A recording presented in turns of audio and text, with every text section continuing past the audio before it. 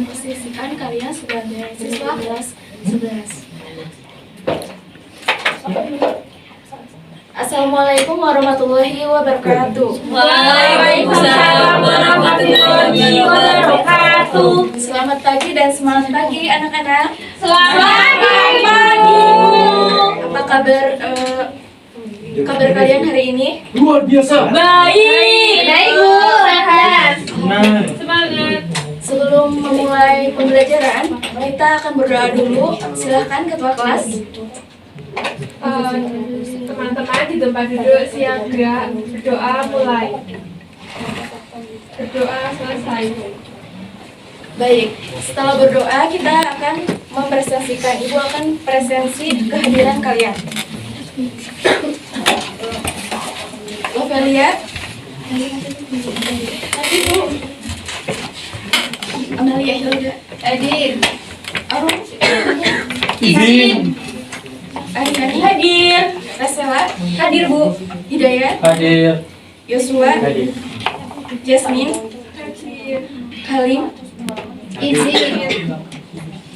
Ahmad Yasir, Aneka, Hadir. Hanin, Siti Anggita, Hadir. Devi, Sakit. Naul, Hadir. Emi, Sakit. Latifatul, Hadir, Bu. Junwa, Hadir. Tegar. Hadir.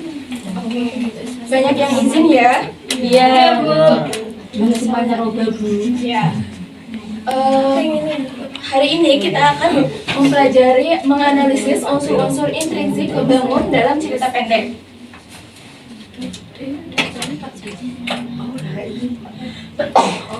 Tujuan pembelajaran pada hari ini yaitu peserta didik diharapkan mampu memahami, menjelaskan, dan menyimpulkan unsur-unsur intrinsik dalam teks cerpen yang telah dibaca. Kemudian untuk modelnya menggunakan cooperative learning, tipenya number head together.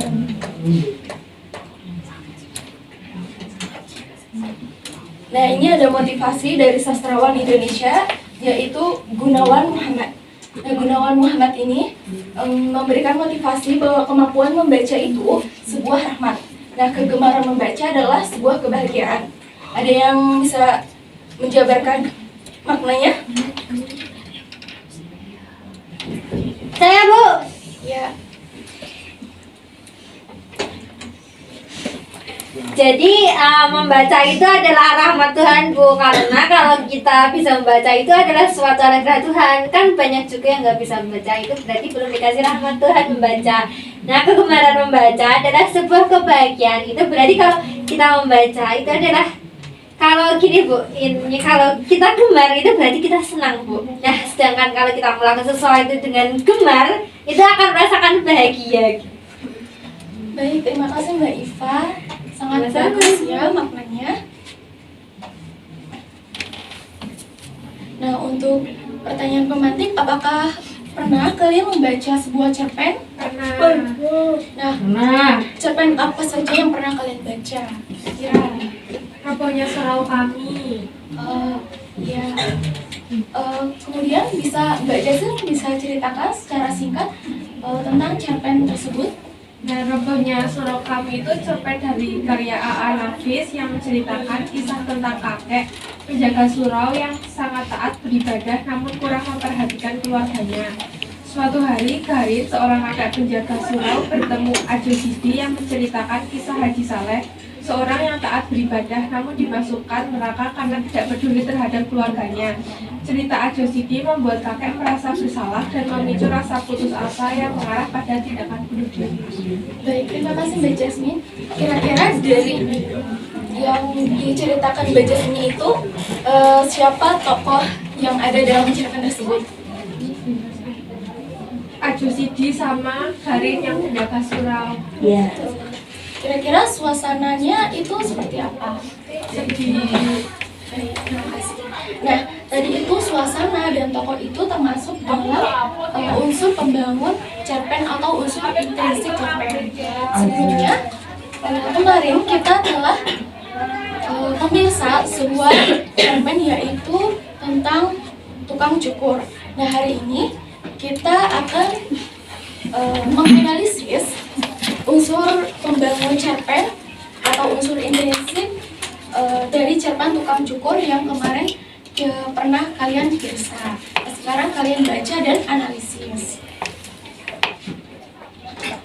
Untuk anggota kelompok itu kita berhitung dari 1 sampai 5. Nah, bisa berhitung dari kiri dulu. 1, 2, 3, 4, 5, 2, 4, 5, 6, 7. Satu. kamu 7. 4. Baik, dari tadi yang kalian sebutkan itu, nomor yang kalian sebutkan, kalian bisa berkumpul dengan kelompoknya jadi 4 kelompok. Yang nomor 1 kumpul dengan yang nomor 1, kemudian yang nomor 2 kumpul dengan nomor 2. Baik. Dua. Sini bisa. Tujuh kamu, Mbak. 3. Satu. 3 mana 3? 3.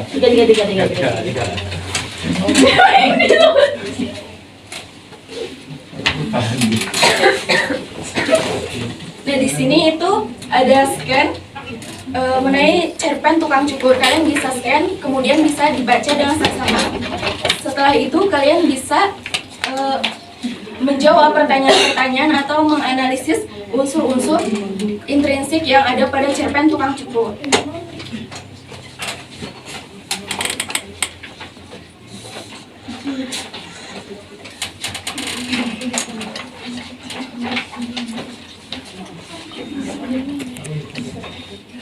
Ibu beri waktu 20 menit, cukup? Cukup, Ibu. Baik, selamat mengerjakan.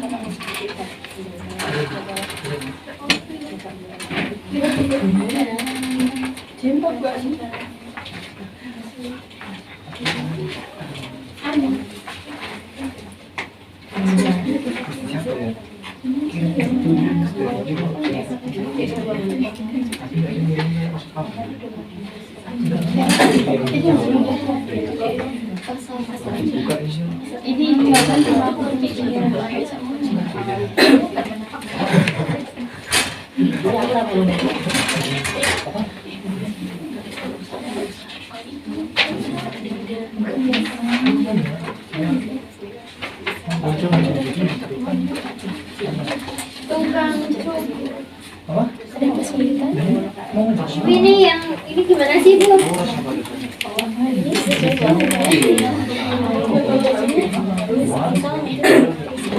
Oh gitu, berarti ini sudah berhasil guys ya. Ini buat terus begini dia.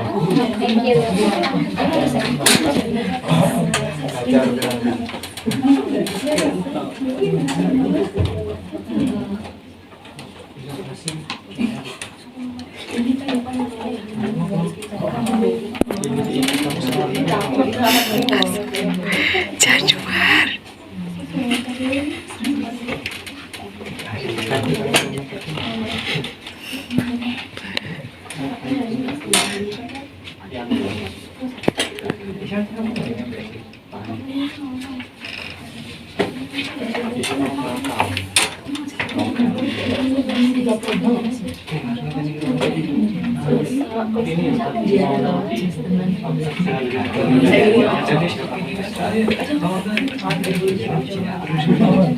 Apakah udah semua? Sudah. Silakan perwakilan kelompok bisa maju.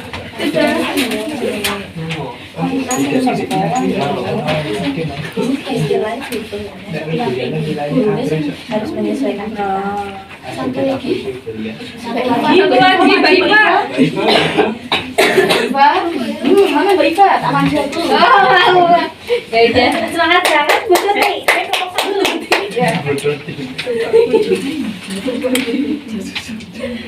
Oh, yang pertama ada tema dari cerpen tukang syukur karya Budi Dharma dengan karya Budi Dharma.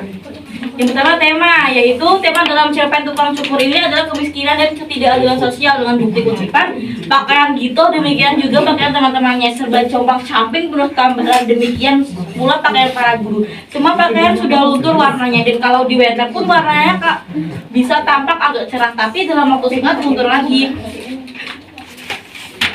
Dan tokohnya yaitu siapa saja tokoh utama dan tokoh tambahan dalam cerpen.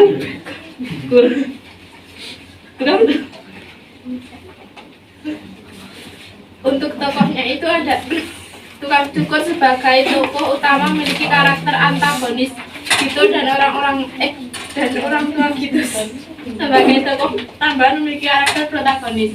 Bukti kutipannya ada pada kabar tidak jelas beredar pada suatu hari tukang cukur itu dihajar oleh tentara Siliwangi dengan tuduhan dia membuat daftar orang-orang yang dibencinya untuk dihukum mati tanpa bukti. Kemudian di sudut pandang. Nah, pada cerpen tukang cukur ini menggunakan sudut pandang orang ketiga terbatas. Pencerita hanya tahu tentang pikiran dan perasaan tokoh utama. Kemudian untuk bukti kutipan kita menyaksikan orang-orang yang jika tangannya digertak-gertak oleh tukang cukur dan teman-temannya. Yang selanjutnya yaitu amanat. Amanat dalam cerpen tukang cukur tersebut yaitu janganlah memiliki sifat oportunis, selalu berpegang pada prinsip dan memiliki komitmen. Bukti pada kutipan cerpen yaitu pada suatu siang ada pemandangan yang menakjubkan. Tukang cukur berpakaian tentara memakai duk merah, menenteng senjata beserta dengan beberapa tentara lain masuk ke daerah di belakang rumah sakit. Sudah semuanya? Sudah, Ibu. Baik, bisa dikumpulkan dan berikan aplaus untuk mereka.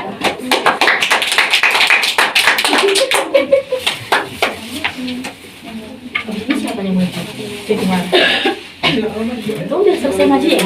Udah dong. Kan kamu kemarin dapat 2. Nah, setelah kalian mempresentasikan, kalian masih semangat belajar tidak? Masih. Ibu punya tepuk semangat untuk kalian lebih semangat lagi belajar pada hari ini. Tepuknya itu tepuk semangat velocity. Jadi, Ibu mau mencontohkan terlebih dahulu ya. Baik, Bu. Tepuk velocity. Hu, ha, hu, ha, semangat. Gitu ya. Coba kalian ulang. Bukan tadi.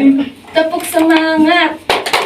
Hu, ha, hu, ha, Semangat. Mas Yesua bisa, Bu. Mas Yesua suruh maju, Bu. Maju, Mas.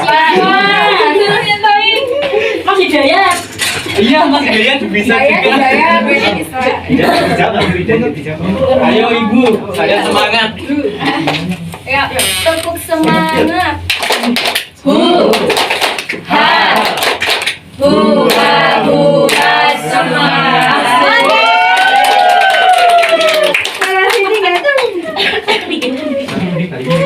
Nah, setelah ini Ibu akan memberikan penguatan materi.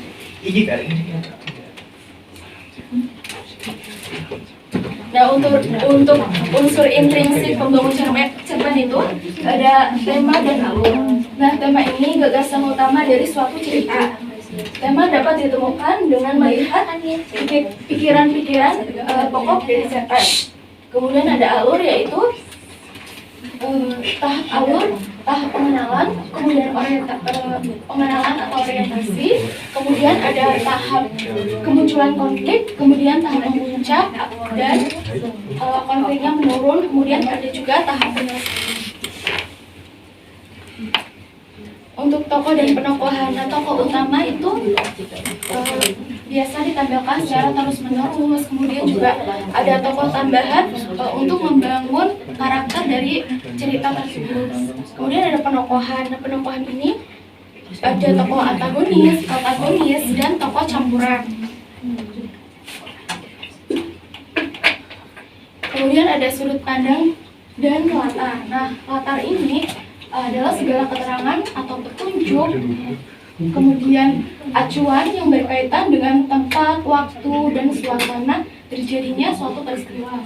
Kemudian ada sudut pandang itu dibagi menjadi 2, yaitu sudut pandang orang pertama dan orang ketiga. Biasanya sudut pandang orang pertama itu menggunakan kata aku, dan sudut pandang orang ketiga itu biasanya menggunakan kata dia.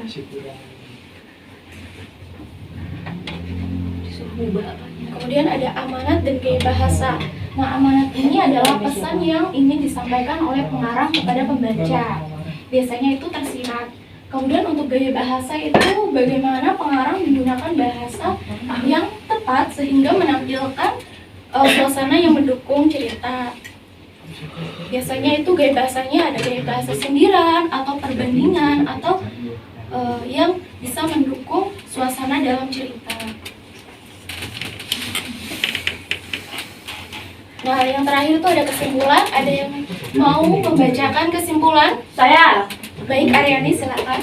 Unsur intrinsik cerpen adalah komponen-komponen yang berasal dari dalam cerita itu sendiri dan berperan penting dalam membangun keseluruhan cerita. Unsur-unsur intrinsik dapat menjadi fondasi utama agar cerpen dapat menarik dan mudah dipahami oleh pembaca. Unsur intrinsik cerpen sendiri terdiri dari tema, alur, tokoh, penokohan, sudut pandang, latar, amanat, dan gaya bahasa. Baik, terima kasih Aryani Iya. untuk terima kasih. Mbak Aryani punya motivasi, Bu. Oh iya kan? Kata-kata hari ini sih lebih tepatnya. Kata-kata hari ini Boleh. motivasi. Silakan. Iya. Kalau tidak kau temukan orang baik di dunia ini, maka jadilah salah satu orang baik tersebut. Terima kasih Aryani untuk motivasinya. Kemudian untuk pembelajaran selanjutnya itu kita mengidentifikasi unsur intrinsik. Ya, yang sekarang itu intrinsik yang dari dalam, kemudian besok itu yang membangunnya dari luar. Baik, apakah pembelajaran hari ini menyenangkan? Menyenangkan. Mudah dipahami? Mudah. Baik, Ibu cukupkan untuk pembelajaran hari ini. Kita bisa membacakan hamdalah terlebih dahulu. Alhamdulillahirabbil alamin. Sekian dari Ibu. Wassalamualaikum warahmatullahi wabarakatuh. Waalaikumsalam warahmatullahi wabarakatuh.